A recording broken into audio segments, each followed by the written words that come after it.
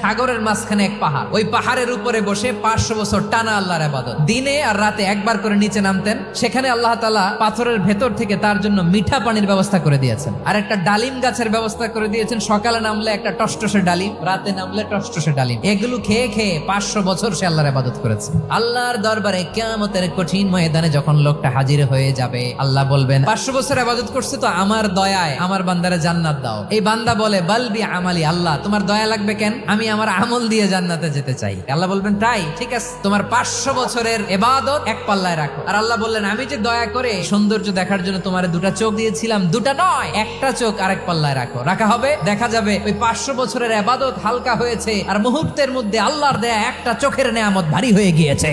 ফলাফল দেখো, হিসাব বলে তুমি এখন জাহান্নামে যাবা, যাও এবার জাহান্নামে যাও। এবার লোকটা কাচুমাচু করে বলে আল্লাহ এবার আমি বুঝতে পেরেছি তোমার দয়া ছাড়া দুনিয়ায় কেউ জান্নাতে যেতে পারবে না।